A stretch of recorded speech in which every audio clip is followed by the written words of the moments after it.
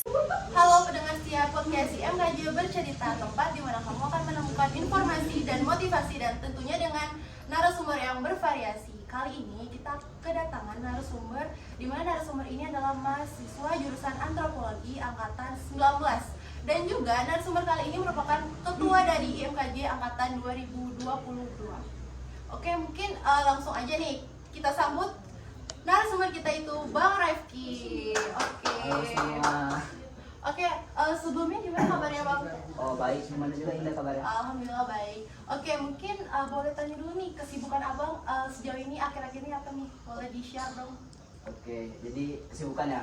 Kalau kesibukan aku akhirnya mungkin lebih ke persiapan untuk semester akhir. Ya tau lah kan gimana kan gitu. Jadi mempersiapkan itu aja sih paling.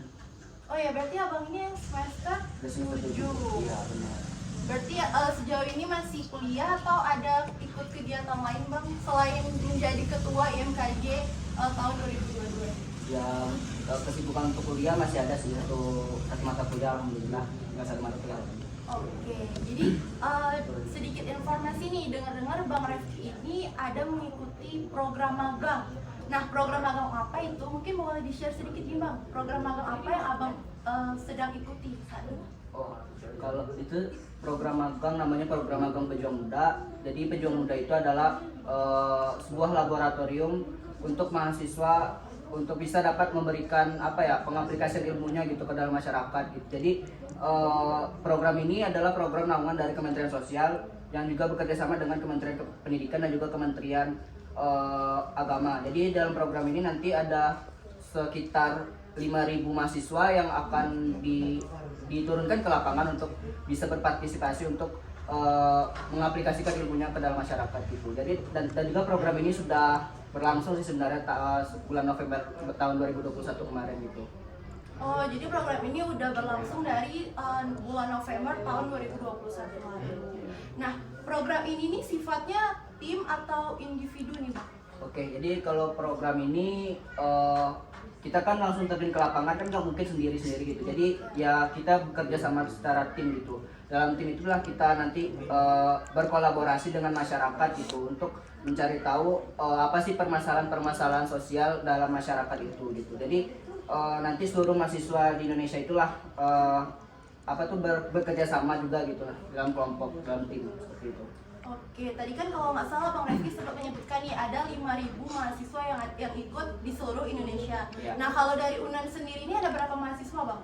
Oke, kalau dari UNAN aku nggak tahu pasti ya, tapi memang ada grupnya sekitar 50-an orang.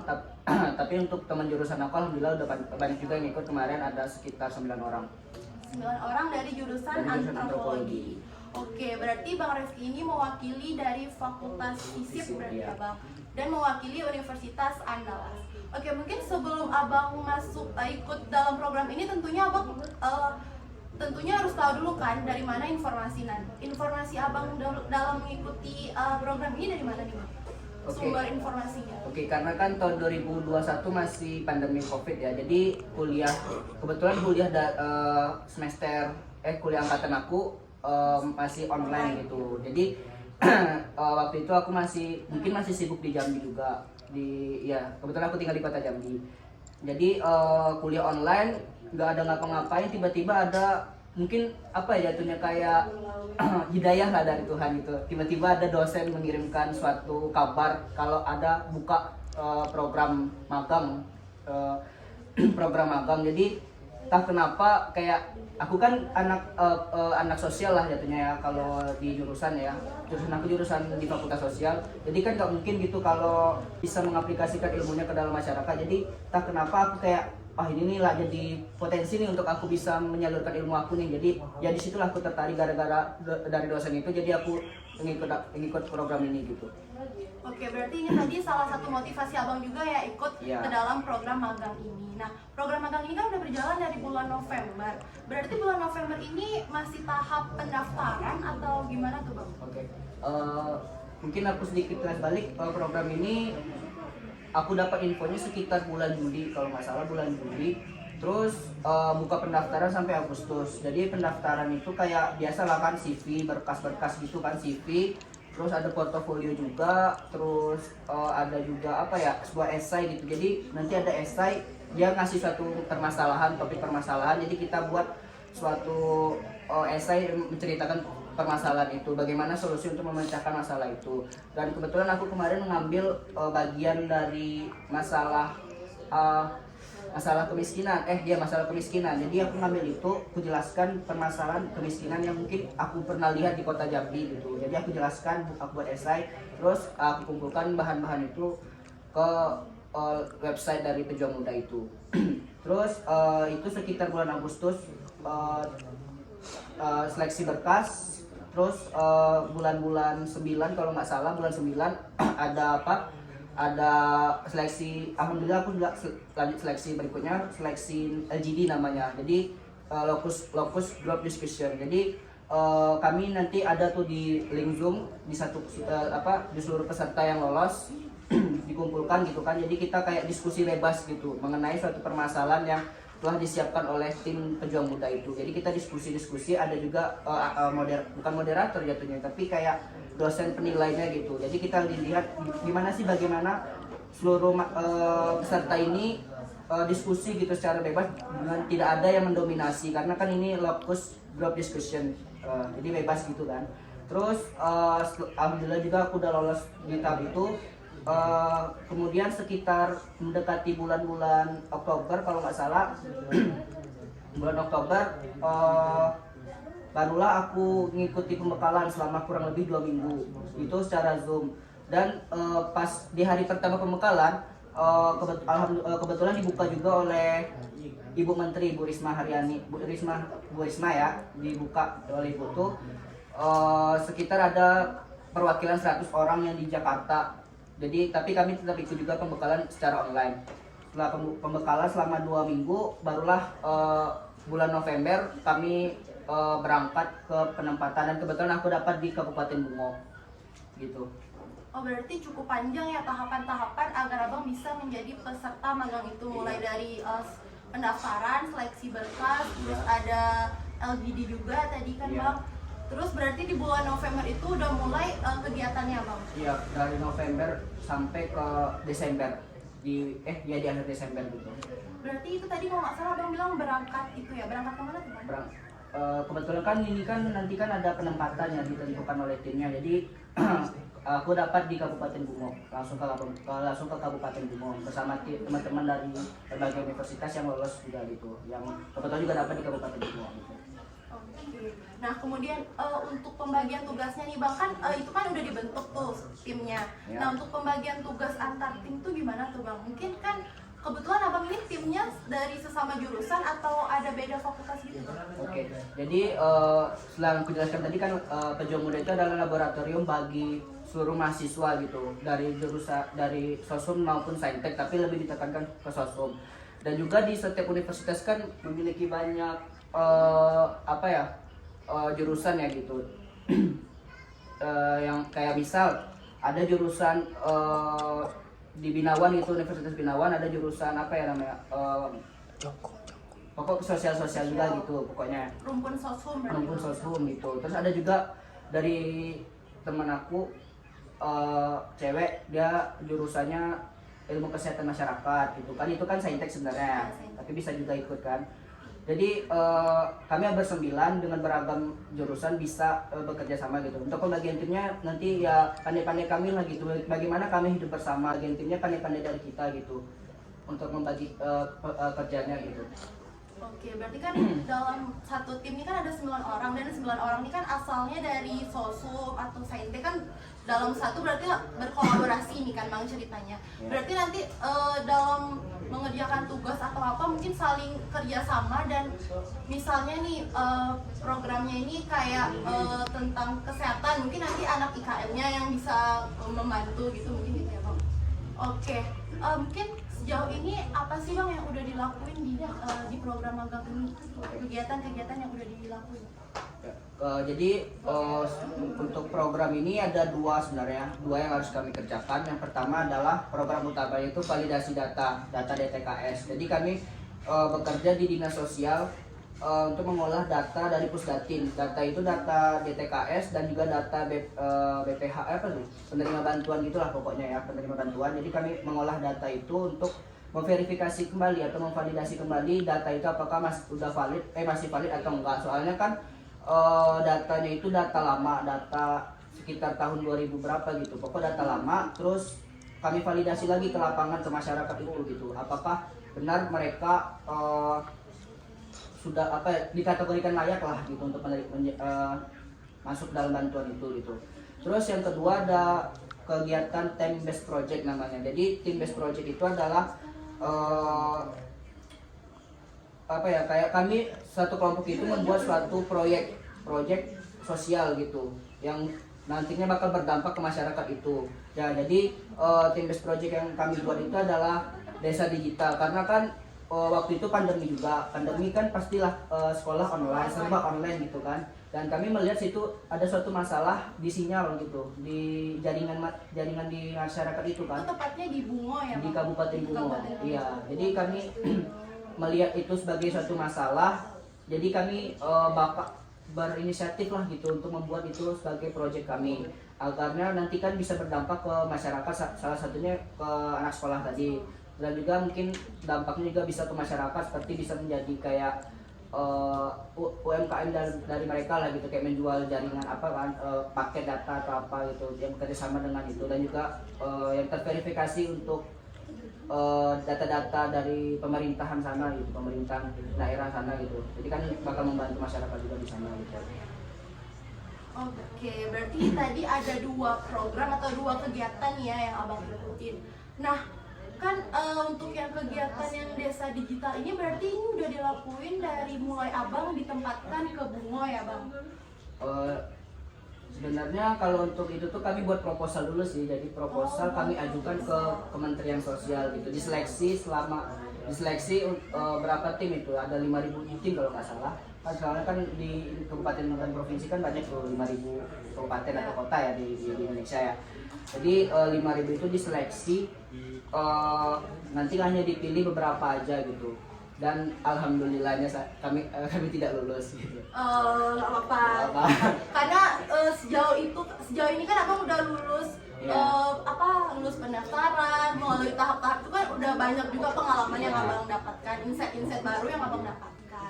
Oke, berarti setelah ditempatkan itu berarti penentuan tim, terus penentuan program, baru mengajukan proposal. Oke.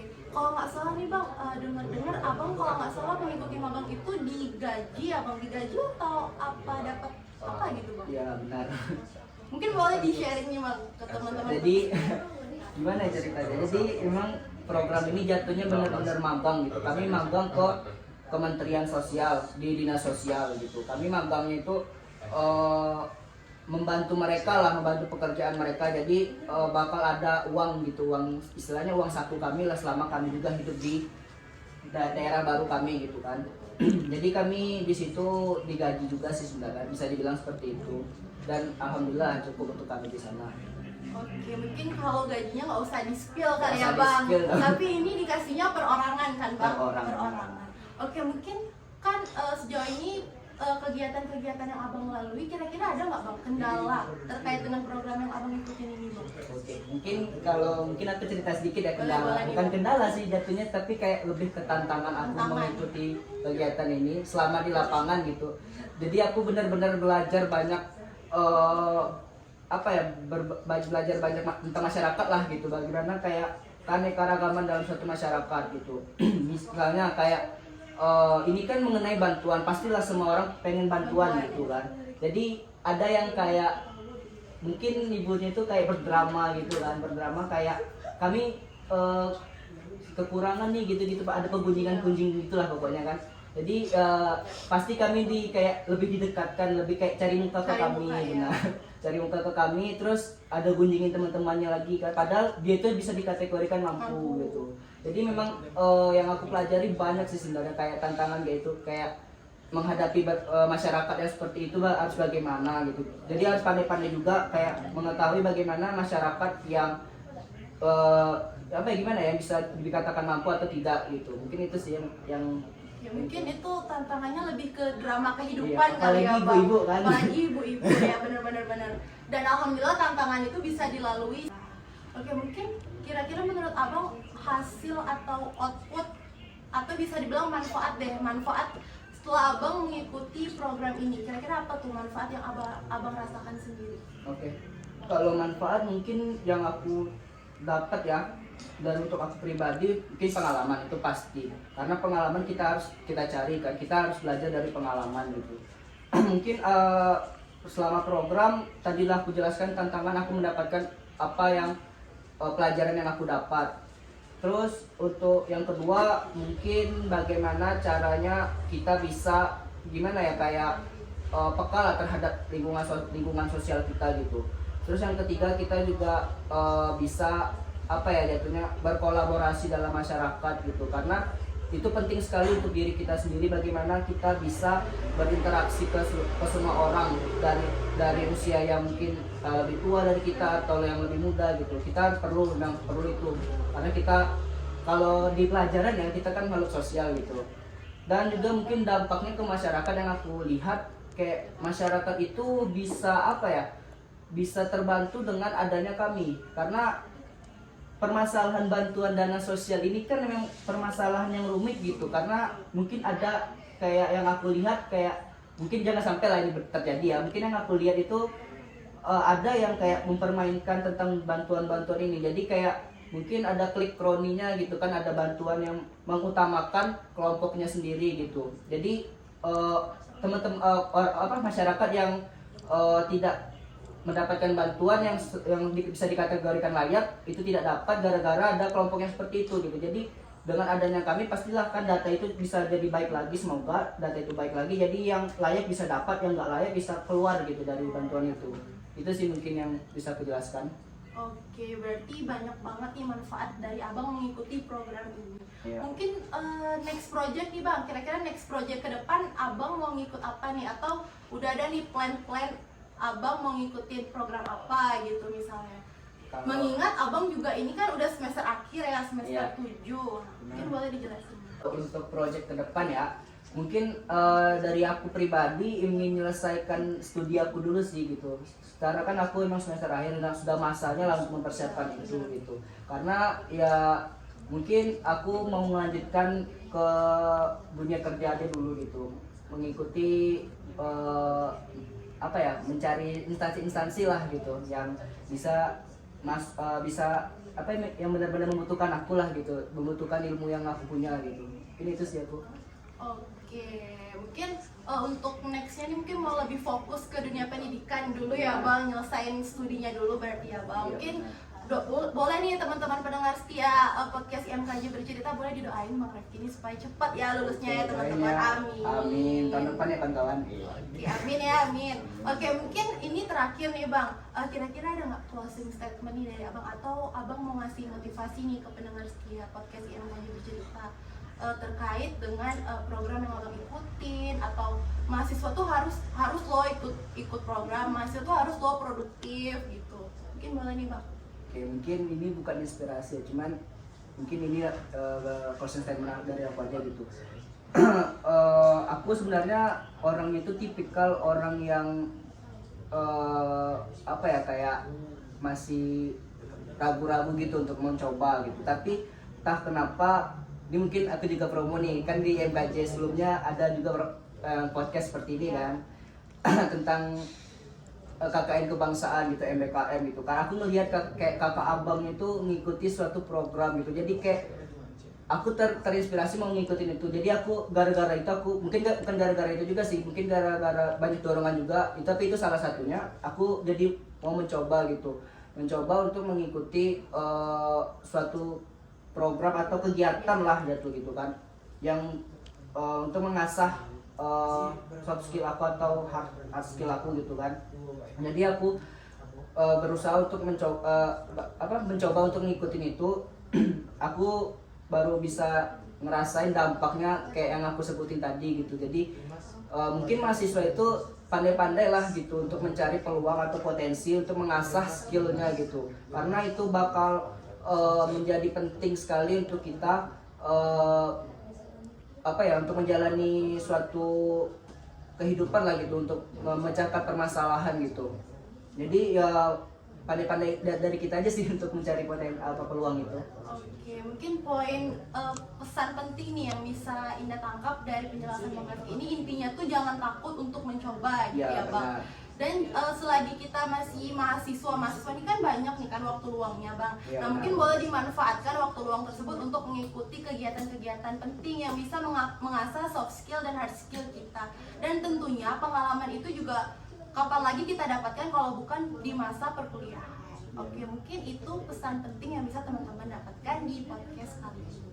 Oke, mungkin sekian nih Bang podcast kita kali ini di episode 3 kali ini. Mungkin sekian penjelasan dari Bang Refki. Terima kasih nih Bang atas waktunya udah hadir di podcast episode 3 kali ini. Jangan lupa untuk stay tune terus, pantengin terus podcast IMKJ Bercerita. Mungkin sekian dari Indah. Mungkin mohon maaf kalau ada salah-salah kata. Sekian, wassalamualaikum warahmatullahi wabarakatuh. Sampai jumpa di episode selanjutnya.